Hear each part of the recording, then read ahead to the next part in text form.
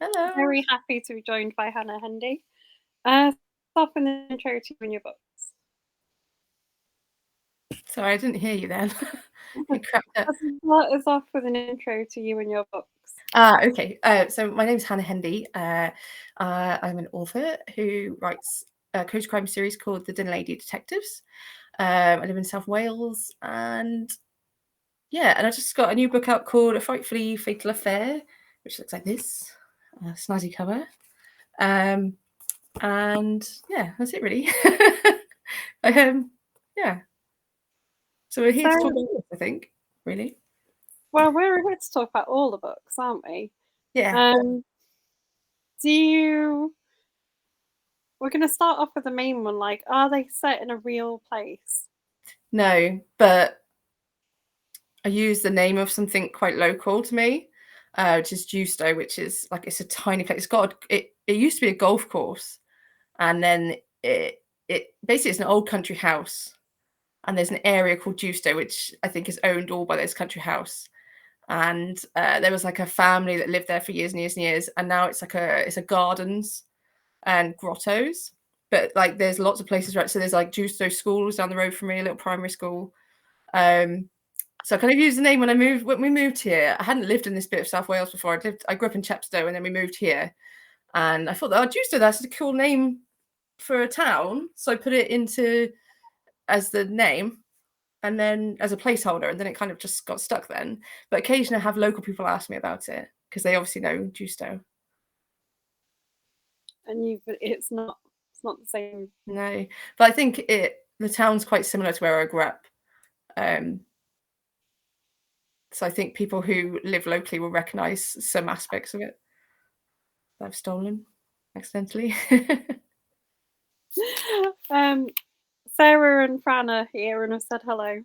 Hello. Sarah's saying she loves your book series. Oh, thank you, Sarah. See, this is why authors come and join us for these, because you've just had 5 minutes before we went live of me telling you how much I love your book series. Yeah, I have a massive head. I won't be able to get out of my living room. And then more comments. Yeah. They're really good, kind of different protagonists, aren't they? How did you come up with them? I know because you've got like a really fascinating kind of. I think so. I was working in like a hospital canteen at the time. I was a sous chef, and I was working really long hours at a hotel, and I had like a bit of a breakdown, and I was like, I can't do this anymore. So I took a bit of a step back and went and worked in a canteen, because I think the hours were like 40 hours a week, every other weekend off. It was really nice and chill, and 8 hours a day with a break, and it's just lovely. I worked with a lot of older women, because they're the ones who tend to be canteen assistants. So I just kind of loved this like environment where it was pretty much all female catering, because obviously most catering is quite male dominated. Mm-hmm. Like I've had a few female head chefs, but yeah, it's still mostly quite male. So it was really nice to work in a all female environment, and the kind of drama and chaos that goes with that. And then Marjorie and Clementine were kind of just, I always had them in my head when I was writing it immediately. And then I was like, wouldn't it be good if they were together? And then I put them together, and I was like, oh, yeah, this is better. And it was really funny when I met my wife. I'd already written most of it, but then I met my wife, and I was like, oh. And I think I put more aspects of our relationship into it. Not really close, but just little things, maybe little jokes and stuff. A lot of it is accidental. I guess so. When you've got, I think if I wrote something about like a married couple, I'd probably put in jokes that me and my partner had, though, because it's like that source of reference, isn't it? Yeah. That you have. I think it's like you write what you know, don't you, and what you're comfortable with. Yeah, definitely. And yeah, and the catering, obviously I come from a catering background, so that comes really easy. So people ask, oh, how did you write about how do you know so much about canteens? Because I worked at work. So I've done loads of catering.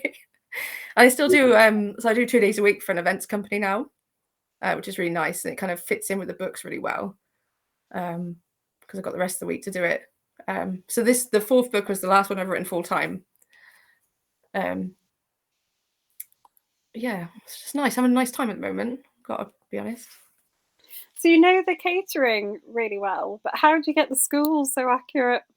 So I t- w- I ran the so like in a college, teaching college, you have like in catering colleges, you have like a restaurant that's where the students work in, and they're like, so I was like the head chef in that restaurant, and then the students were like basically my chefs, like on the line, and I did that for a year, and I got like my education certificate and stuff in that year, and I think some of it's from that because um like I saw like the actual teachers and what the processes they have to do and stuff. And then I learned a bit like a lot more about that end of it. But also my mum's primary school teacher, so I can always ask her. Well, retired primary school teacher. And my sister's currently a teacher, so I'm always like, "Can you tell me how accurate this would be?" And then I think it was J.M. Hall, the author. He read the book and then emailed my editor and said that I'd got it spot on. So I was like, "That's pretty good." So I think I've done okay.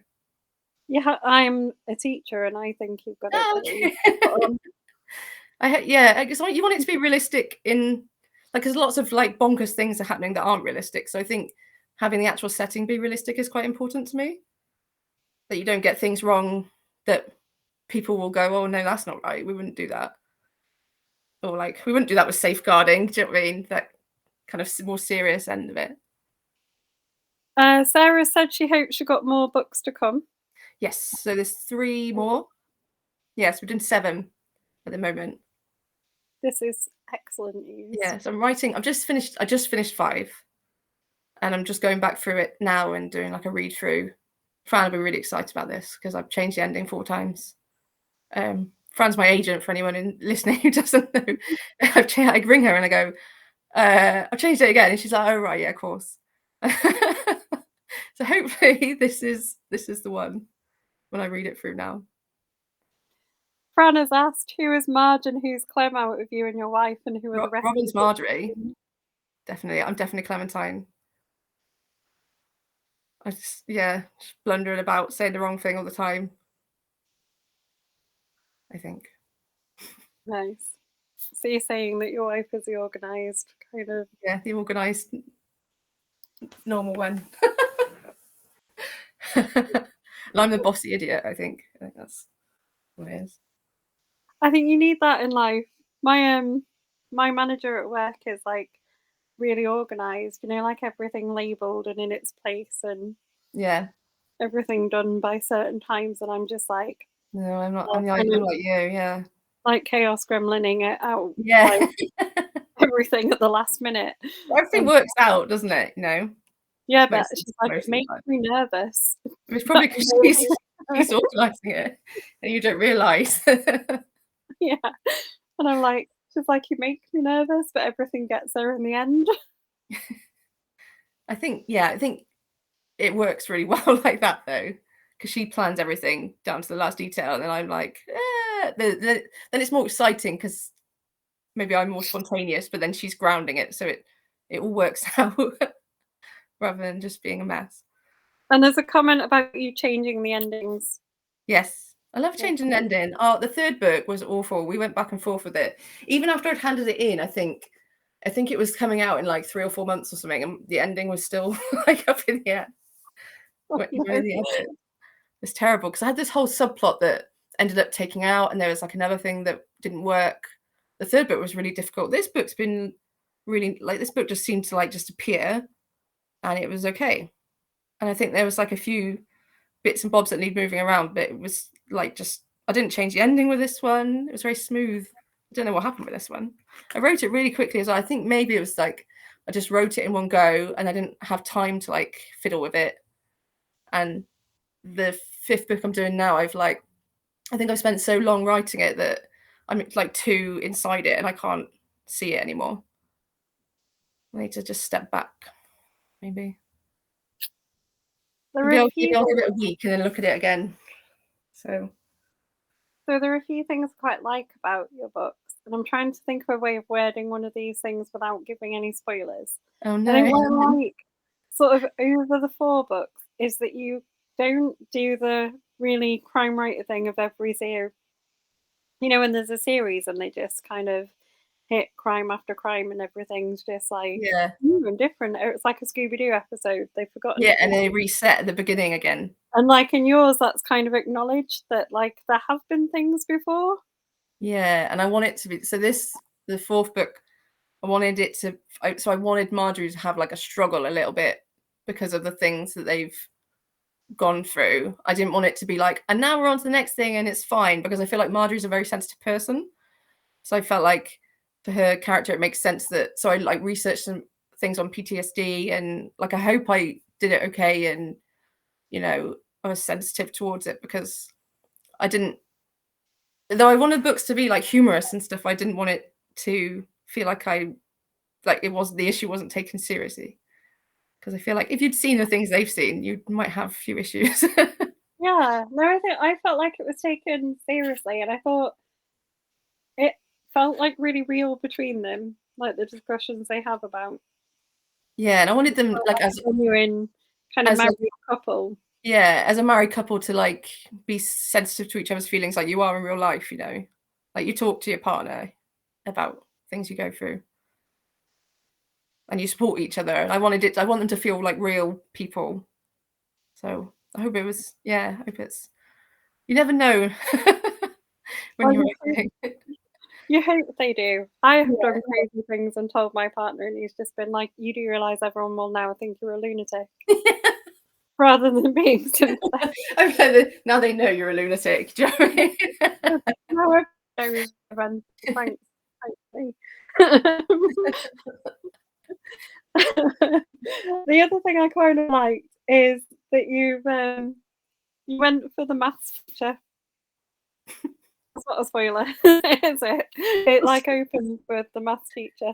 You've like Oh, yeah, no, oh, yeah, I was like, "Oh, it got a bit spooky." And I and me and my editor, Sean, we were like we didn't know whether to leave it in or not, and then she said, "I like it, but I don't know if it should be here," and I was like, "I'm not sure either." And then we said, "Oh, we'll leave it for the copy editor, and if the copy editor comes back and says they don't like it, then we'll take it out." But I think now it actually I think it really works because it's quite like there's a couple of chapters, I think, before anything really happens, so I think it kind of puts in that suspense before. And people are weird about prologue. Some people really don't like them, but I love a prologue. I'm like a massive prologue and a massive epilogue just to start and finish. I don't know. I really struggle with ending. I'm just like ending and ending. I think the 3rd book was like 3 chapters of ending. I don't know. I kind of like that you had the little spooky nods though. It was Yeah. I was like, "Oh, practicing being a quite good fun. writer." Not just for loads of jokes and I little think spooky this bits. is Francesca who said, "How do you balance the serious stuff with the humour, and which parts do you like Um, writing more?" I have like an Excel document where if I think something's funny, I write it in there. It's like part of my it's like silly things in like one page of it. Um, but yeah, no, that is difficult. I don't know. I think I've got better at it as well. I think the first book was like maybe too me too trying to do too many jokes, and I'd never written a book before, and I was just writing down things I thought were funny, whether they were or not. I think now I actually think about it. I try and think more now about how the characters are feeling, and I think that makes it more serious anyway. But I'm struggling more as it goes on. It is more serious than keeping it still funny, if you know what I mean. I think the characters themselves bring humour, don't they? Yeah, and you can like have really stupid conversations with the dinner ladies and just have like nonsense going on in the background. But then the actual things that are happening aren't very nice a lot of the time. So how do you find I'm just gonna ask you this just because 'cause I'm interested. How do you find when you're writing a book with humour in it, Yeah. like, how do you find people pick up on that, like, all the time or, No, how is sometimes that they do. perceived? I Just think I, it's based recuse myself from any comedy crime panels in our group because I have the weirdest sense of humour, and sometimes people say it's comedy, and I'm like, "I don't," like, I didn't know Friends was a comedy, for years. You think it's really straight. I was like, "Why are people laughing at this? It's funny." That's why they got the laugh track there, isn't it? Tell you when to laugh. No, someone still had to explain it to me, and I was like, "Not funny." Um, I don't So know, 'cause, like, I think, like, humor's subjective, isn't it? yeah, that's what I know. So, I always wonder when people set out to write like a humorous book, how they know, how well do you judge how it's landed? Or I don't know, I just write it and then hope that the people who like, the people who've read the series now I'm, like, judging it on, like, will the people who've read the series like this?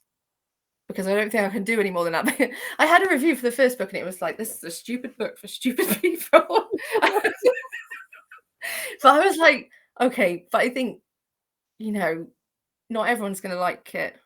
And not everyone's gonna find the things that I think are funny. 'Cause I think I've got maybe a bit of a I don't know, I love a pun. I've got a quite cheesy sense of humor. So I don't know. It's difficult, isn't it? I suppose. yeah, I think it is tricky. When people, the worst is when people tell you they set off to be like really humorous, and then you read it. Yeah, and I think that's just how I write. I don't think you can fake your sense of humor. I guess like comedians and stuff write jokes and stuff they do, but I don't really do that. I just write a lot of things are just like things that have happened in my life that I thought were really funny or things someone has said. I steal things from people all the time. There's a thing in this not to ruin the Christmas book for you, but there's a bit where Clementine eats something she thinks is a yogurt and she's like, "Oh, this is a horrible yogurt." And then Marjorie's like, "That's brandy sauce." And that's like something that happened in my real life. And I just steal things from people all the time. So it's really bad being friends with me now. I just take things from people that are hilarious. Do your friends then read the book and go, like, you borrowed this from me? I remember. Sometimes they do. I don't think, yeah, like my brother's ex-girlfriend when they were together, that was the brandy sauce thing, that was her nan. And she thought it's funny because she reads the books. So I think you know what you can put in there and what you can't, and who will be okay with it. Yeah, I think people who are like genuinely sort of a bit Yeah. And clumsy. sometimes I'll like ask people, "Oh, would you mind if I like say in the fourth book, right at the beginning, Mr. Fitzgerald's got this weird score chart system for rating like the Halloween thing. That's my stepdad's score system. So I had to be like, "Are you okay if I put this in the book?" Because it's really funny. And he was like, "No, it's just sensible. It's a sensible scoring system." I was like, "No, if you read the book, it's not sensible. You can judge for yourself if you think it's sensible, but I think it's hilarious." We would go to like there's like a beer festival in Chepstow, and we went there last year, and he was scoring. So he has the first drink, and then he scores that drink on like a number, and then everything. Oh no, that's zero. That drink, the first drink's zero, and everything else, and it's just ridiculous. So sometimes I do ask just in case I offend a family member or something. So how long does it actually, is it like in the book where it just takes hours and then like Yeah, enjoy yeah, and then it? at the end of the beer festival, he's trying to tally it all up, and he's had like 5 drinks, so and it's just getting worse and worse and worse. But It's brilliant. but I thought that's a very Mr. Fitzgerald thing to do, so put it in Just there. just feel like a kind of teacher kind of would Just have very some kind of weird bizarre. system, Yeah, yeah. like, well, that makes perfect sense because you're starting on the on yeah, and then it's minus or yeah. No, it doesn't make sense. No, but I feel like I know people who would do that. Yeah. Sarah says don't read the stupid reviews. Oh, some of them are funny though. I had one last year that was like that I was part of the woke agenda, and I thought that was really fun because I was like, my life's a woke agenda. Like, do you know what I mean? Like, That's married to a woman, and so funny. I don't really read reviews now, to be fair. Um, like I'll see the Amazon rating sometimes because sometimes I go on Amazon to look at something or like where it is or whatever. Or like when we did a book bub recently, I went to see what was going on, if it had come on yet. Um, yeah, I think it's doing okay. I can't complain really. I'm doing all right. I don't look at Goodreads ever, unless I'm like yeah. rating for books I read. But I've got a Is that separate just Goodreads account. is that just a bit more savage, like Goodreads? Yeah, the first book was really savage, and I didn't, when you're a debut, you don't really know what to expect. And I was like posting nice little reviews on my Goodreads account, my private Goodreads account for years, and didn't really look at anyone else's. And then Yeah, it was a bit more brutal, but I don't. You can't really. What the book's out there, isn't it? So you can't really do anything about it. You just gotta carry on, I I guess guess. you can't really. No one can like everything, can they? That you do. No, and you And shouldn't expect sometimes people to. the You just gotta. the complaints are like funnier than the praise, if you know what I mean. Yeah, I think you can't really worry about it. Gotta be honest, because you'd never write anything ever again. I think because you'd be worried either way. And then the ones I do get tagged in reviews, but they're generally nice reviews. Because I think most people they don't tag the author unless they liked it. Um, and then I Mm. share them on my Instagram and stuff if they tag me in them. But That's yeah, it's nice. So you said about an interview that sort of talked about the woke agenda. Do you ever get people who kind of comment on Marjorie and Clementine as like positive characters, like for that Yeah, reason? Or, I've had like quite a lot of messages from people saying someone recommended me this and I really enjoyed it, and me and my wife are blah, and it's just nice. I do get quite a lot of that actually. Um, Maybe there isn't that much uh, lesbian cozy crime. I don't know. Maybe there's definitely much more LGBTQ plus representation now, isn't there? And yeah, there's than there used to be, I think, yeah, definitely. like lots of it, and it's not like Anna Britton's got a book coming out called Shot in the Dark. I think it's out in a couple of weeks, and like one of the characters is bisexual, and it's just like it's not advertised as an LGBT book, and you know what I mean. It's just a normal part of life. I'm hoping it's just becoming more of the norm, really. Yeah, and I think that's a good thing about books like the Dinner Lady Detectives, isn't it? Like Yeah, those, it's not like it is just part of the like they're just normal dinner ladies getting on with it, crimes. solving murders, and um, yeah, Is the advantage of it being in a small town that you can get away with like the police being a bit more incompetent and yeah, things? definitely. I think because I know because like most little towns don't really have a police force anymore, do they? Or if they do, it's very small, and then they rely on, I guess, out of town, like bigger towns for their actual police force. Like here, I think the nearest one would be Newport. I think there is a police station in Caldecott, and there's one in Chepstow, but I don't think they do much out there apart from like the everyday policing. So I think because we witnessed there was an assault or something a couple of years ago, and me and my wife were like witnesses to it, and the police came from Newport to interview us to the house. 'Cause I think that's the nearest one. So I think you can kind of get away with them. And I mean, in the books they've got a local police force. But I think it's a very small police force. Um, yeah, it's difficult. I've got a police lady who lives next door actually, so I do ask her things occasionally. But I guess if I was writing a police procedural, I'd be very like, probably try and keep it. I do go online and like try and research how they would do things, like how they would arrest someone and stuff. So, but yeah, like I was saying before we started, I was like, I don't think you can't be too realistic because otherwise the whole thing kind of Marjorie and Clementine would never be involved with anything and it'd be a bit boring. They're Yeah, like, it's got to be a bit, but I think you've made it.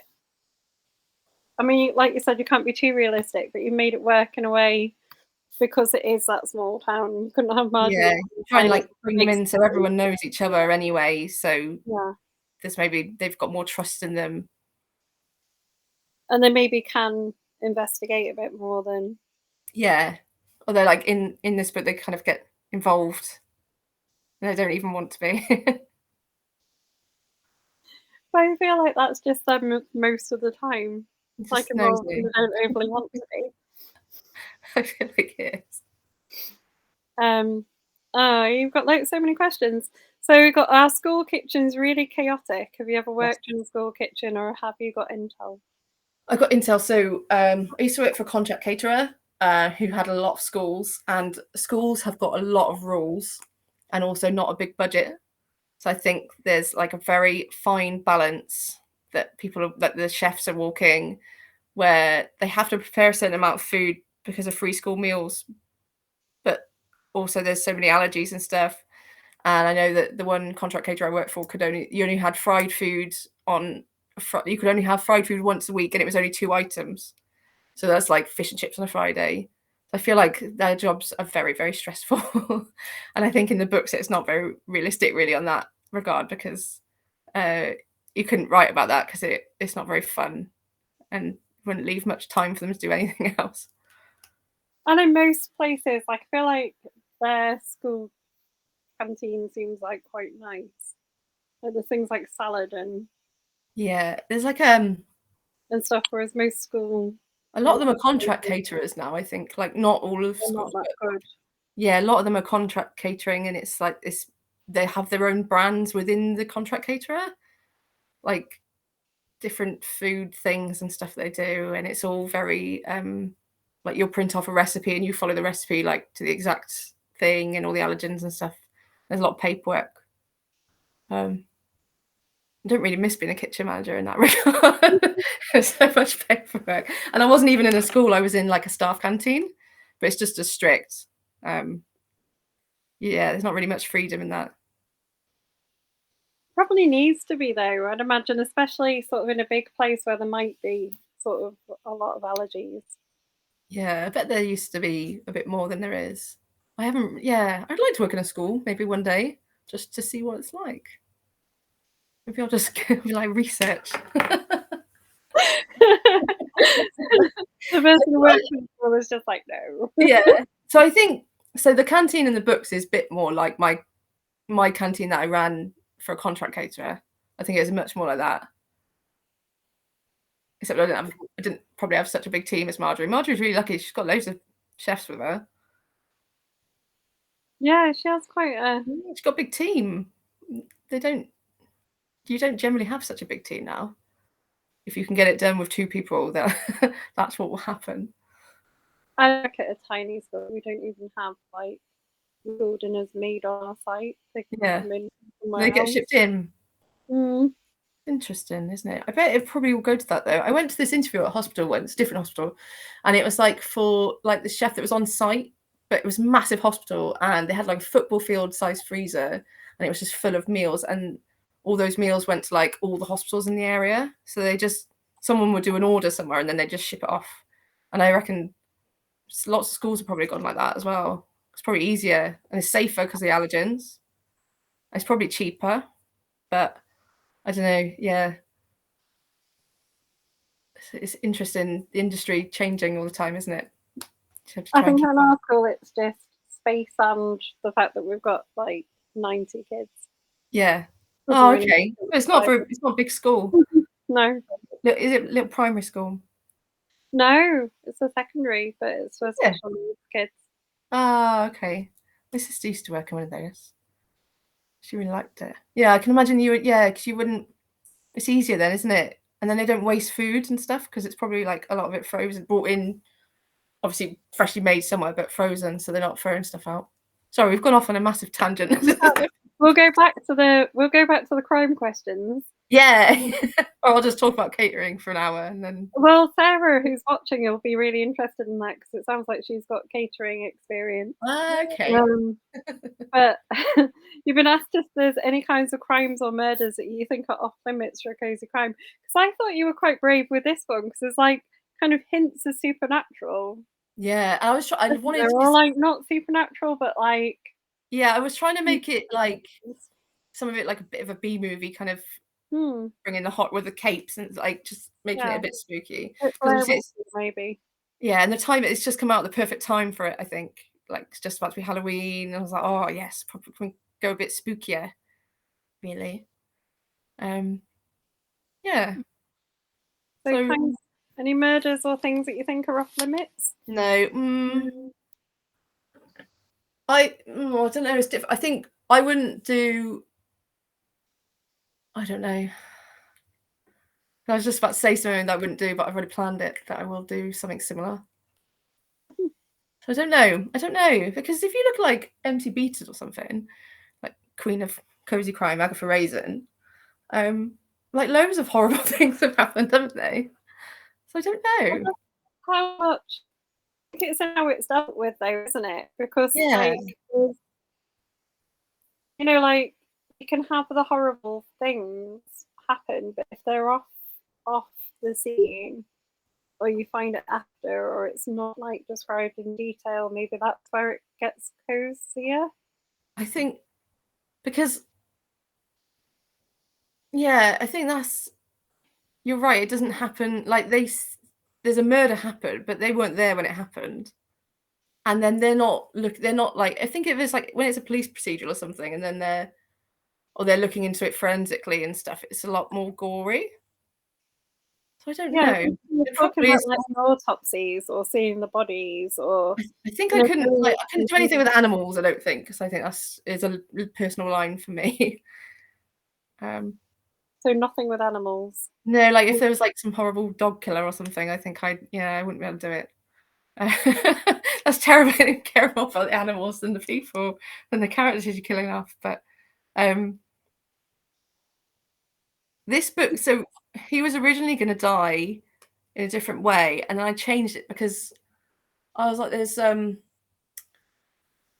he was gonna die. It was gonna be like a faux suicide, and then I was like, it's too dark for me to have done that. Um, and then I would have to. I was like, I'd need to have a whole conversation about like men's health, mental health and stuff. And I was like, I don't know if I'm the right person to write that book. So I didn't do it that way in the end. So maybe that's something I wouldn't do. I think most things aren't off limits. Fair enough. Yeah. Sarah wants to know how you keep track of your characters. I have an Excel document that has like a character list. I didn't have one for the first book, and the editing was like complete nightmare. So now I have like a master doc of characters, and then each book I'll start a new one, and it usually ends up looking absolute nonsense. But it does really help because sometimes I just can't remember someone's surname, especially like as the characters grow and all the characters have started having their own little lives as well.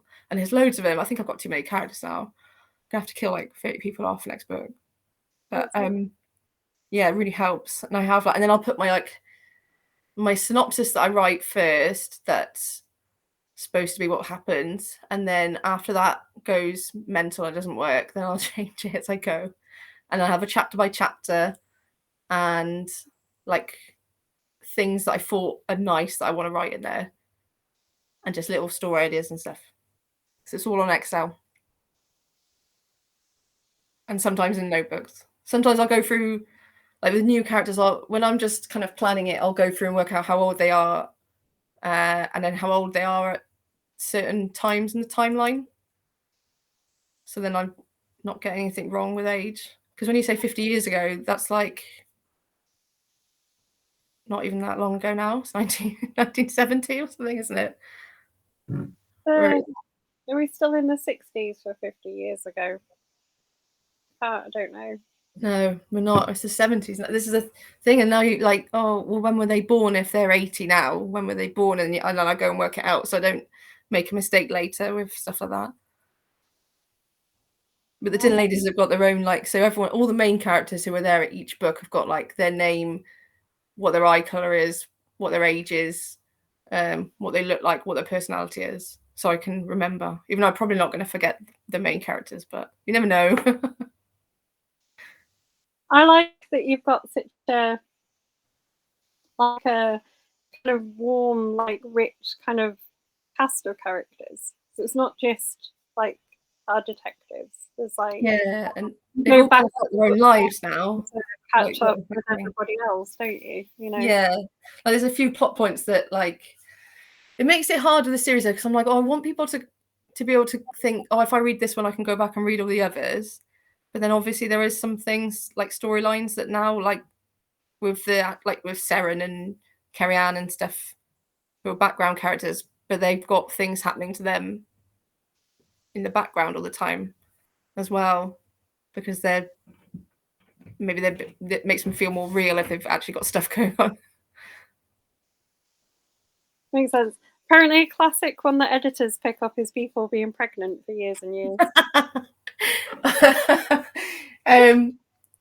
Yeah, I was worried about this book because as you know, there is a pregnant character, isn't there? And I'm like, oh my God, when? And I started setting it in a certain month, and I was like, no, because she'll be like 11 months pregnant. So I had to then go back and change it. But I guess these are things you don't think that you would be an issue, are they, until you talk to the authors? No, because they contracted me for 3 books, so I had the 3 books really like set in my head of what was going to happen. And then when Canelo said, will you do 4 more? I was like, yes. But I was like, okay, so what does that mean? Then where is it going to go from there? So now it's like, I know where it's going until the end. And I know what's going to happen. But it's just, yeah, I had to change a few things because I really wrapped up book 3 as if book 3 was going to be the last one. And then when it wasn't, I was like, okay, so now we've got to like reopen it again. And I think we edited book 3 to put a few little things in that then could follow on in the next books. Do you think that will like book 7 be the end of this series? Do you think? I don't know. Or do you think there's more? Would you write other things, or? I think so. I've got this really odd, weird book that I want to write that I told Fran about, and she was like, "Okay." So I think what will happen is I'll probably have that'll be like my palette cleanser after the Dinner Ladies to see if I can write anything. I've never written anything else like properly, so I don't know if I can write anything else, you know. And then I don't know, honestly. I think you can. I think if you're a good author who can write a compelling story, you should be able to write one outside of your thing. It might be too different. I might have to write it under a different name or something. It might not work for. I don't think it's not gonna be cozy crime. I don't think it'll be like something odd. But I think I'll always come back. I don't know. I can't say yes or no. I think could do 35 of them. Do you think you would?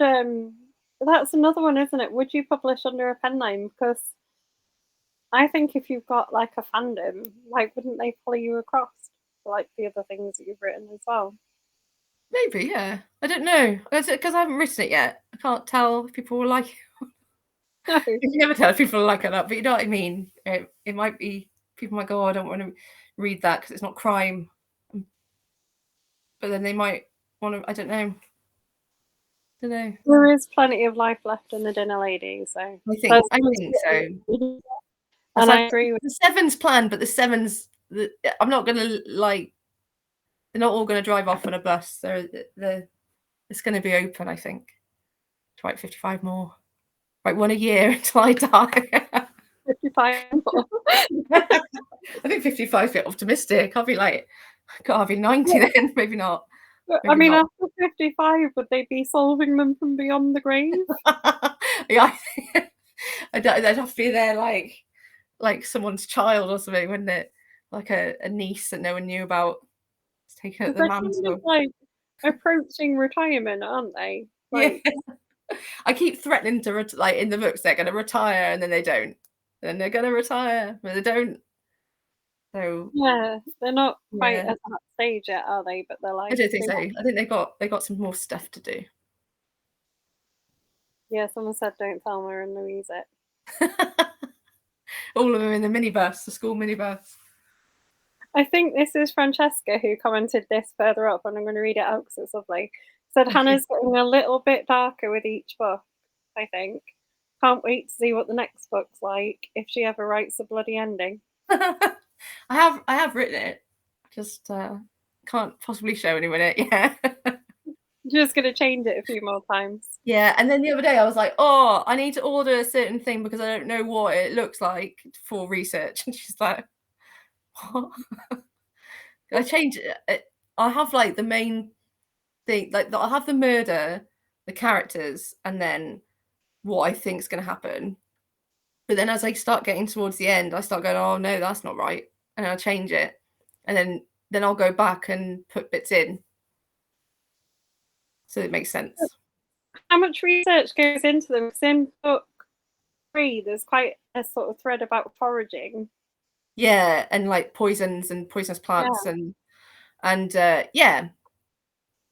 So I knew quite a lot about that. I guess it's because I'm a chef, so have used like we always forage for like wild garlic and stuff anyway, and things to eat like that. Because obviously we live in the White Valley, so it's a beautiful place to go and forage stuff. So I think I knew quite. I did read like a couple of books about it, just so I knew it was being accurate. And there's a couple of bits in that book with like pheasants and stuff, and the hunting and like the game and stuff. And when I was writing that book, I was working for like a catering company, a private catering company that we had like groups of tourists would come over and they'd shoot things, and then we'd prepare. We basically did lunch and dinner for them every day at this big country house where they'd basically come and shoot the game that lived on the land. So just kind of, I guess, is grotesque in a way, but then also in another way, it's nice that you're using the game for stuff. So I knew quite a bit about that kind of thing. But then there's lots of other things I don't know a lot about, like the way people like the murders and stuff.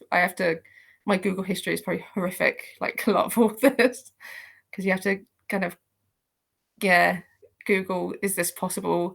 And like one of my family members is a nurse, so I was asking her a lot of questions about like, because the death in book 4 is like a bit weird. So I was like, could this happen? Yeah. Yeah. So I don't think it's just authors. I'm fairly sure I'm on some kind of watch list because right, they're watching all of us. I teach science, so I'll buy like chemicals and things to try stuff out, and I bought some ingredients that made smoke bombs but also could make gunpowder, and I put them in fuse wire as well. And I was like, well, yes, I will buy the fuse wire as well. And then was like, fairly sure That's a good idea. added myself to some kind of watch list here. Yeah. For a perfectly innocent purpose. Got to do it. I think we're probably all on a list. It's fine. This whole book club. But maybe they just know. Maybe like some of them, they're like, oh no, this is okay. This is a teacher, or this is like an author. Let's not worry about those ones. Like, unless she blows something up, let's not worry about it. It's fine. Yeah, it's fine. It's fine. Didn't blow anything up. It was fine. Not yet. Not yet. No, there's still time. Yeah. I mean, never limit yourself. Would you write any spin-offs about them? Because I think like the characters have so much life. I feel like you could have spin-off, even if it's just spin-off stories about like Rosie or Seren or. Oh my god, I love Rose. Is like my favorite character to write. She's so horrible. She's so rude. Brilliantly horrible, isn't she? But in a way that's quite. I feel like I've met loads of people like that in my life. If you know what I mean. I feel like if there was a spin-off, I'd love to be like Seren and Rose going to theme parks together. And that's it. The thing is, there's probably so many others who'd be like, I would read that. Just a little short story about Disneyland Paris. Oh yeah, because they go to Disneyland, don't they? And one of them, because they're like the unlikely friends as well. Yeah, I love Seren and I love Rose. I think like together they kind of work in a backwards kind of way. And I've got them in the new book. They're talking about going to Peppa Pig World, so I just keeping it going with the theme parks. I don't know why. I'm just obsessed so that we'll go to a theme park together. I just feel like it'd be really funny. I don't know how to unpick that because I kind of want to know why they want to go to Peppa Pig World. I'm also curious as to whether there is Peppa Pig World. There is. I went there with my niece and my nephew, and it was great actually. But they had like adult roller coasters there, not in the Peppa Pig bit. But so to be fair, my sister, we dumped the kids with my dad and then went on the ride. So I had a great day. It's great. Peppa Pig World. Highly recommended. If you leave the kids somewhere and by the roller coaster. And just run off. Before my dad realised what was going on. You won't fall for that again though. No. Next time we'll go Chessington or something and he'll be like, no. Have you got any book events coming up? No, I've got a few in the pipeline. But I'm not sure if it's going to work with time. I've got like a lot going on at the moment, just in my life. I'm not sure what's happening. So this is really nice and easy to fit in because it's online, so you can do bits and bobs around it. I have got a few like in-person things kind of being planned. I'm trying to think if there isn't anything else I've missed. I don't think there is. No, I'm going to do. Go on. Sorry. I'm gonna do a big one for 7. I've spoken to Matt from the Chepstow Bookshop today, and I think we're gonna plan something big for the last one. And I think that'll be 2025 that comes out. So it's a little while away. That's the only thing I've got planned. But have you sort of increased the number of book things that you do as more have come out? Yeah, definitely. And I've been like obviously like this year I've been to a few events, and I hadn't been to events before. And I went to go to the publishers party and stuff a month or so before that, and it was really nice to have actually gone out of my house and met people and met other authors and met the publishing people, and it's just been really nice. I'm going to try and do a few more next year. Definitely. I think I'm definitely going to go back to Harrogate. That was really good. And I want to do Bloody Scotland next year. I didn't make it this year, but it's one I really, really want to do. And also there's a couple of Welsh ones that I really want to do. And I just joined Crime Cymru, which is like the Welsh authors collective. So there's like all these amazing Welsh authors, and then me. But they do a festival. I think it's next year, so I'm gonna definitely go to that. Yeah, they do Grill Crime, isn't it? Yeah. Like 1 year it's online, and then 1 year it's. Yeah, 1 year, and I think I don't know if it was like because of COVID. So it's like I think they're keeping it online, going. Like, I don't know if it's like a thing they're carrying on. I know Ah. they were in person last year, I think. Yeah, because Alice Hawkins did a lot of it. And we keep trying to meet me and Alice Hawkins, and it's all in the last 2 times it's just gone wrong. So hopefully we will meet soon in person. Oh, that's She's amazing. really lovely. Yeah, so it can just get quite expensive, can't it? So you've kind of got to work out what am I going to go to. I read Alice's book that's with, I think it's with Canelo. She's brilliant. She's we've got the same agent and the same publisher, and we've never met, and I don't know why. And then we keep trying to. We're going to meet at the end of the month, actually. Yeah, her book, like with the same publisher, is so good. So Fran's reading a new one that she's just literally handed in like last week, and she said it's really good. So I can imagine, because the Bitter Remedy, I think, was the first one, was so good. I think I've got a few of hers, like, because I just buy them because she goes in Chepstow Bookshop all the time, signs them. But she's really good. But I think Canelo we were having this discussion at Harrogate. I don't know if it was when you were there. I think Canelo in general is just a mark of quality. Yeah, they've got, to be honest, really good authors and so many good books coming out, and I think they're like growing and growing. Because I think it wasn't that long ago they weren't even doing paperback, and like look how huge they are now. They're massive. They're doing they've got American paperbacks coming out, and they're still independent. So it's doing really, really well. I cannot think of a Canelo book I've read that hasn't been good. Like, I haven't really enjoyed. And do you know what? All the authors that I've met like have been so lovely. And I've met like Maria Todd and Sheila, and at the Canelo party and at Harrogate, and it was just they're all so lovely. And everyone, it's just it's quite inspiring actually. It makes you want to be a better writer, really, because their writing is so good. You like feel like you have to keep up with it. So while we're on that, so we're on the like people that you've not met yet. What have you read this year that you've really enjoyed? Shot in the Dark, Murder by Candlelight, Faith Martin. That's coming out. I think is that out or is it coming out? I don't know. I think it's coming out. Fran will tell me in a minute now. The Dog Sitter Detective, I really, really enjoyed, and I really enjoyed Jonathan Whitelaw's Bingo Hall Detectives series. I hope he does 50 more. There's loads there, isn't there? Leeward, that was really good. I think that's coming out soon as well. I get a lot of things on NetGalley as well. Do you use NetGalley? I do not. I had a NetGalley account and I forgot the password. And I'm you've got to have thinking like a certain rating, haven't you? I don't know, but I'm thinking it might be a good idea me not having. I read a lot of weird things on there, and that's like that aren't crime. I think, especially like at the moment where I'm like writing something, um, like, and I'm near the end of it, and I don't want to. I just can't read any crime because I don't know, it like clashes with what I'm reading. Um, so I'll read I'll read Stephen King Holly, and I guess that was a bit crimey though.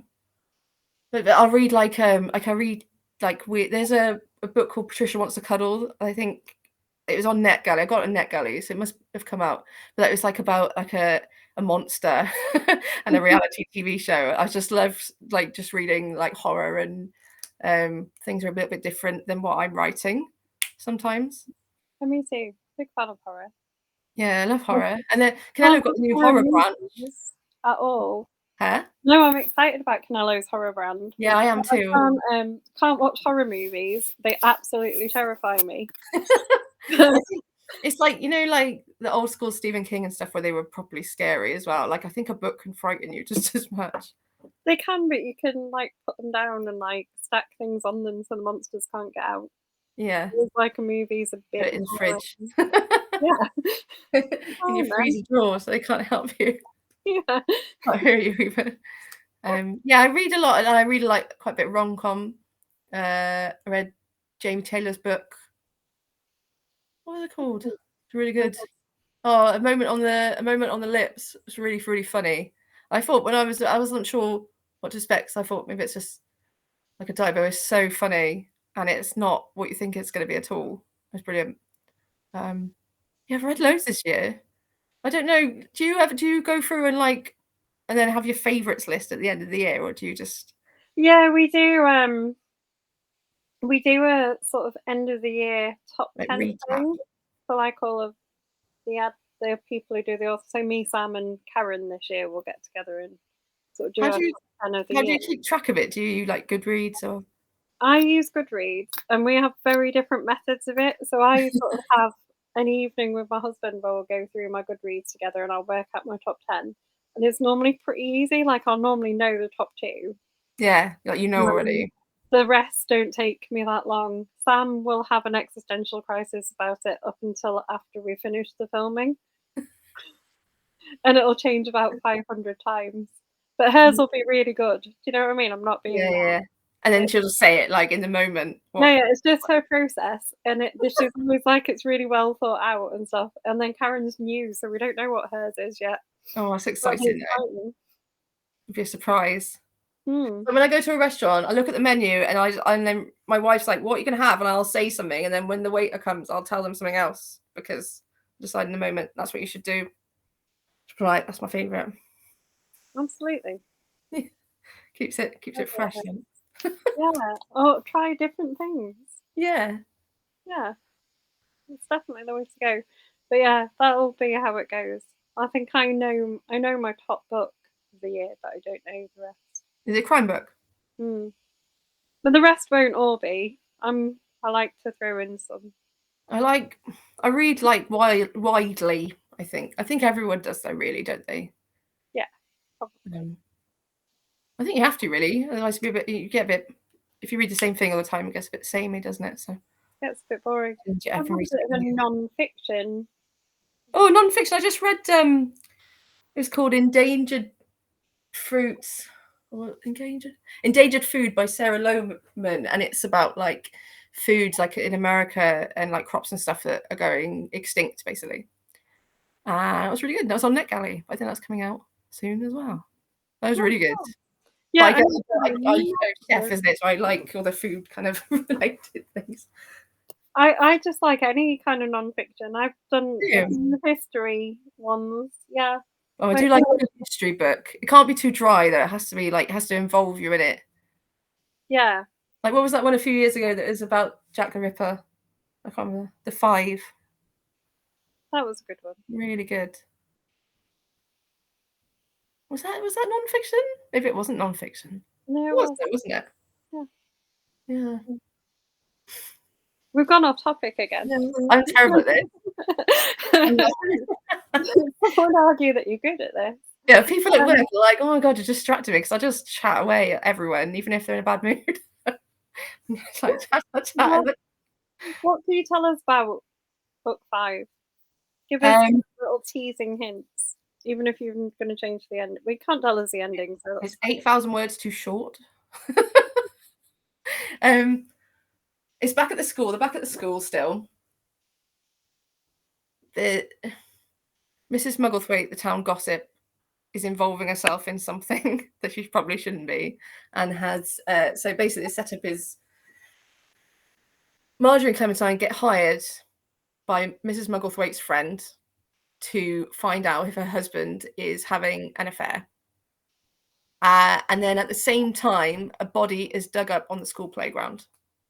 That's the premise at the moment. That might change, but that's the premise. I like a body being dug up in the school Yeah, playground. it's like it's an old case then. That was interesting for me because obviously I do everything. They've all died and it's been like immediate. But I wanted to try something new and see if I could do it where it's like a really old place. And there's a new police officer in town. Doesn't like the Lady Detectives. So we'll see how it is. Is the dinner ladies' school going to be affected by like the collapsing concrete? Oh yeah. Oh no. No, I haven't kept it too true to life. All the schools falling down. That's a good point, actually. No, they're having the playground's being refinished because it hasn't been redone since it was built in the 70s, and all the concrete's got potholes, and the kids keep losing their netballs in them. I think that's Yeah, it's that's not, like not really. concrete nightmare that's actually happening. That's really interesting, but like in a good way. My school's on an old Victorian hospital site. I think if we could Oh, put some bodies there, that'd be like that's quite spooky actually at night. possible. Lights off. Hmm. Yeah, because it's down like a little isolated road as Oh, well. is it? Just be even more spooky. I think Victorian buildings are quite spooky. I think it's because they're a bit gothic. Yeah, I Maybe. guess, and maybe if you know what the purpose is as well, like because it's Yeah. cool. My mum, Maybe more creepy. my mum used to live across the road from Chepstow Castle, and they're like really, really old houses. And I think it used to house like the infirm, like 300 years ago or something. And it was always a bit spooky as a house. But I never felt anything in there. People do ghost tours and stuff, but certainly had enough history to have ghosts, if there are any. You have got a minute left. Oh, what should I say? remind everybody what they're going to go away and buy if they haven't bought the Dinner Lady Detectives. Okay, so this book is out right now. It came out on the 5th, and it's called A Frightfully Fatal Affair, and it's the 4th in the Dinner Lady Detective series. And I love this cover so much. That's And brilliant. Amy Smithson does all the covers. She's like the best. So shout out to her. She's amazing. And if they're starting new, start with the one that's called Just a Dinner Lady Detective. Yeah, you could start with the Dinner Lady Detectives. I think you should start with the Christmas one. Random no. But someone went from my work went, "Oh, I read your book," and I said, "Which one did you read?" And she said, "The Christmas one." I was like, "Oh, right." And she's in Lanzarote on holiday or something. I thought that was the perfect time to read it in August. But no, that's fine. By the pool. Oh yeah, I think you can start with all of them if depending like which one you find. If you see the first one and you fancy it, then yeah. Yeah. Well, thank you so much for joining us. Thank you so much for having me, inviting me. It's a pleasure to You speak are to you again, as always. You are welcome anytime. Had a great time.